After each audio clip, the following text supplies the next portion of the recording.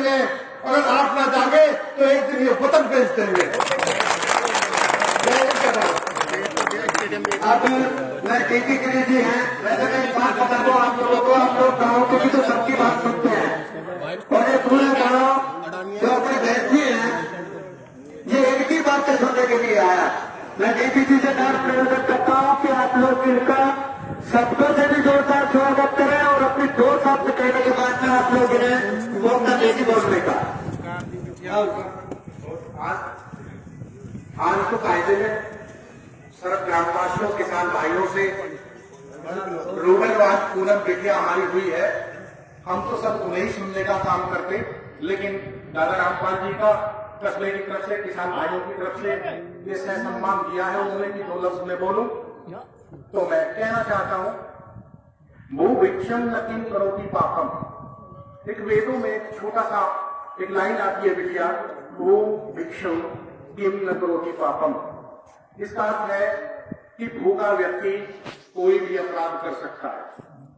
कोई भी भूखा अगर व्यक्ति है तो वो कोई भी अपराध कर सकता है। और आज किसान तड़प रहा है, मजदूर हमारा भाई घात से देकर होने की स्थिति में है।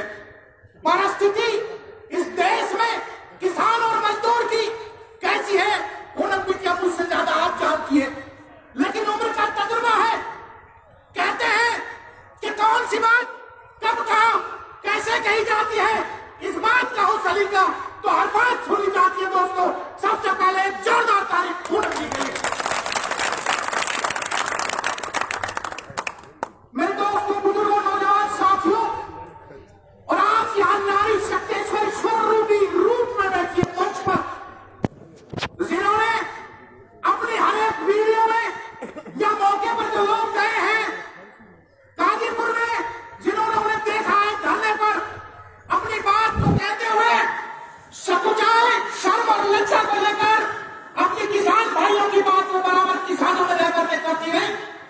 और आप सब लोग अवगत हैं कि उनके साथ कितना कष्ट और कितना अन्याय कुछ लोगों ने किया, मगर ये हम कह देना चाहते हैं, वो स्वामी की डिग्री करना कहना चाहता है कि हमारी पूनम पंडित, हमारी बिटिया जैसी इस बच्ची के साथ अगर कोई भी सरकार की तरफ से अन्याय हुआ तो हम कस्बावासी, ये करनावल जनपद मेरठ, मंडल मेरठ, उत्तर प्रदेश का सबसे बेहतरीन कस्बा करनावल, अपने किसान भाइयों के साथ और सौगंध करता है कि वो जी जान से उनके लिए संघर्ष रहेगा।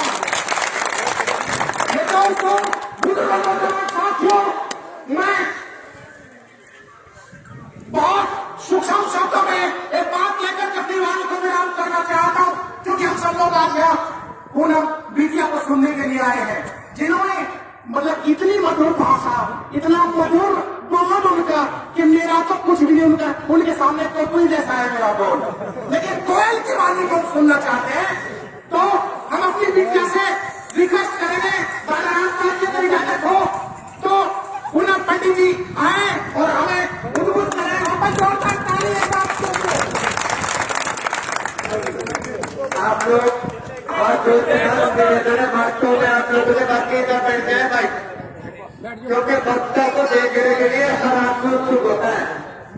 और आप लोग कोई भी भाई आप अपना बात न करें और अपने बहुत सीट बंद कर दे भाई, कोई भी अपना बहुत खुला कर रखे, आप अपना बातें ना करें, क्योंकि उसके पास टाइम भी कम है।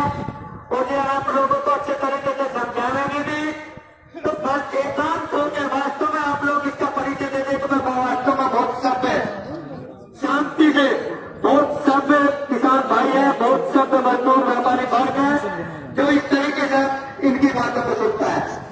तो एक दफा सभी इनके लिए जोरदार तालियों से स्वागत करेंगे भाई जी। पूनम पंडित जिंदाबाद, पूनम पंडित जिंदाबाद, पूनम पंडित जिंदाबाद। सबसे पहले तो समस्त कस्बा करनावल, मेरठ जिला के जितने भी मेरे भाई बुजुर्ग मेरे आए हुए हैं, मेरे चाचे ताऊ और जितने भी गाँव वाले आज लग रहे हैं, मेरी बहनें भी जितनी भी 1-2 दिख रही थी, 12 भी दिख रही है अंदर, कोई बात नहीं, सभी का मैं धन्यवाद करूंगी। और सबसे पहले मैं यहाँ पर आई हुई हूँ, कश्मीरी देवी जी का स्वर्गवास जो हो गया है, आज उनका मृत्यु भोज था कि मैं उसमें पगड़ी रस्म में आई थी। ईश्वर परमात्मा उनको अपने चरणों में जगह दे, भगवान से ऐसी इच्छा मैं जताती हूँ और उनके परिवार को हमेशा ताकत दे, हिम्मत दे कि अब उनका परिवार उनके बिना रहने वाला है और आशीर्वाद उनका हमेशा रहने वाला है। सबसे पहले मैं उनके चरणों में नमन करती हूँ, वंदन करती हूँ, अभिवंदन करती हूँ। और किसान की बेटी पूनम पंडित का सभी को नमस्कार।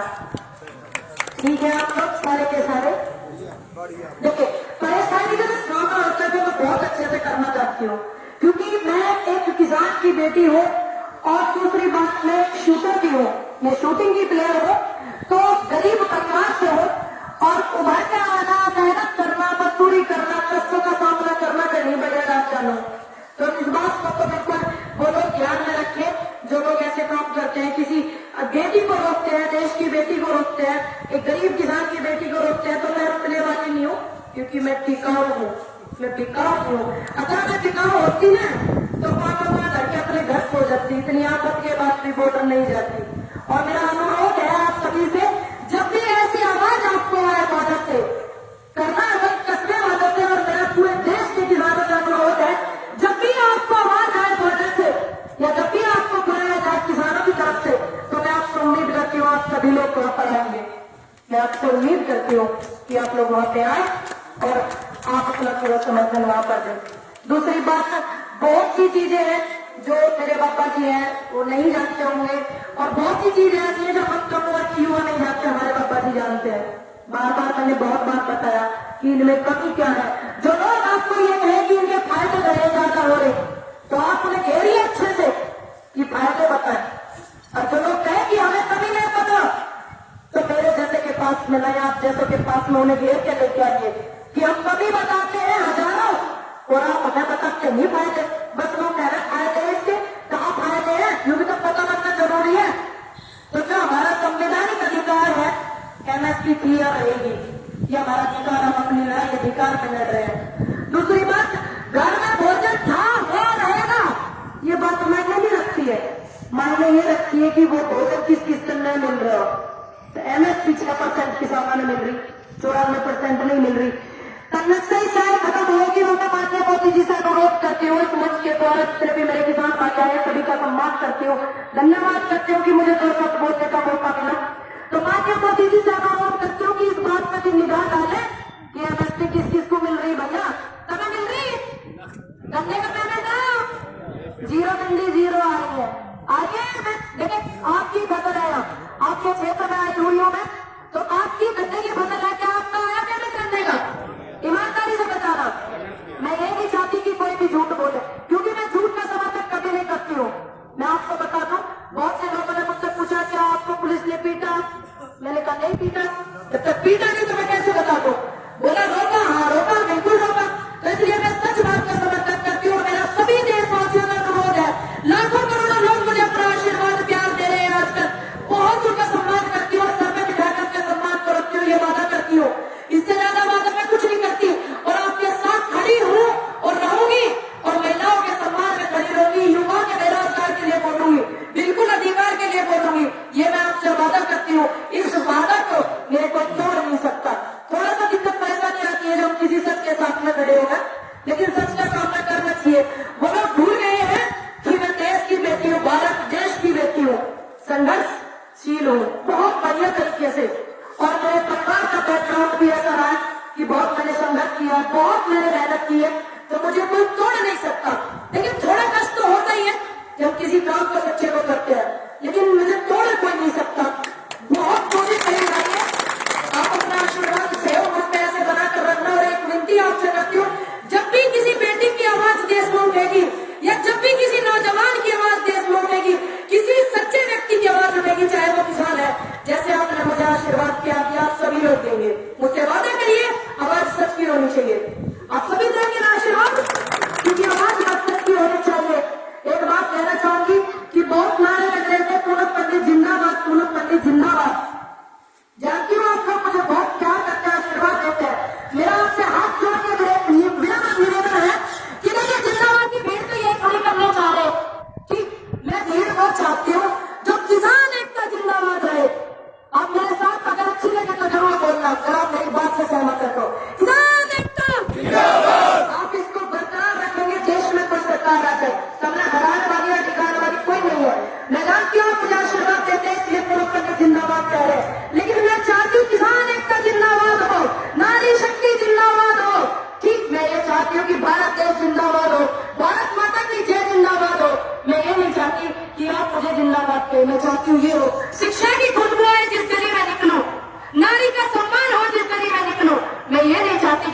यूनिट जिंदाबाद हो। माफ करना मेरे शब्द अगर किसी को बुरे लगे हो तो, बिल्कुल छोटी बच्ची हूँ, आपकी बहन बेटी हूँ, तो मुझे माफ कर दीजिएगा अगर मेरे शब्द आपको बुरे लगे हो। सभी लोग चाहते हैं जिंदाबाद की भीड़ इकट्ठी करनी, भैया ना, मैं नहीं चाहती। मैं चाहती हूँ शिक्षा की भीड़ इकट्ठी हो, शिक्षा की खुशबू आए, एकता की खुशबू आए, नारी शक्ति जिंदाबाद हो, किसान एकता जिंदाबाद हो। मेरे ये विचार है, अगर मेरे विचारों में किसी को ठेस पहुंचाई हो तो मैं हाथ जोड़कर सर झुकाकर अपना आपसे माफी चाहती हूँ। एक बात याद रखना, आप उसूलों पर अगर आंच आए तो टकराना जरूरी है, जिंदा हो तो जिंदा नजर आना जरूरी है। क्योंकि तारीफ जो होती है वो मरने के बाद लोग करते हैं ना कि वो बहुत अच्छा इंसान था, उसका स्वर्गवास हो गया। लेकिन आपका विरोध जब आप जिंदा हो, आपका विरोध भी होगा और आपका सम्मान भी होगा। तो दो पहलू होते हैं, एक सुख और एक दुख, तो दोनों को झेलना सीखे। मेरा महिलाओं से भी अनुरोध है कि आप डरे नहीं, डटे रहे, डट के आप सामना करें, क्योंकि विरोध होना भी तो जिंदे लोगों का जरूरी है ना। जो लोगों का स्वर्गवास हो जाता है सिर्फ तारीफ उनकी होती है, कोई बात नहीं जो विरोध कर रहे हैं। देश की जनता जानती है कि पूनम पंडित ने गलत किया है या सही किया है। देश की हर नारी जानती है, लाखों करोड़ लोग मुझे आशीर्वाद करते हैं, प्यार करते हैं। जो लोग मुझे अपनी मेरी बात उनको अच्छी नहीं लगती तो मैं तो उनका भी सम्मान करती हूँ। सभी मेरे बड़े होंगे वो लोग, मैं उनका भी तहे दिल से धन्यवाद करती हूँ, सम्मान करती हूँ कि एक पल निकाल करके वो मेरे लिए दो शब्द रखते हैं, एक पल निकाल करके वो मुझे सुनते हैं, चाहे वो शब्द मेरे फेवर में रखे या ना रखे, लेकिन रखते तो है। तो मैं उनका भी तहे दिल से धन्यवाद करना चाहती हूँ। आप सभी लोग आए हैं तो मैं बार बार आपका धन्यवाद करना चाहती हूँ। और इस गांव में मैं आप जब जब मुझे बुलाते रहेंगे मैं जरूर आती रहूंगी, आप सभी का आशीर्वाद मैं लेती रहूंगी। मैं सही कहना चाहूंगी तो बच्चों को सुनने तो मुझे माफ कर देना, सभी को देना।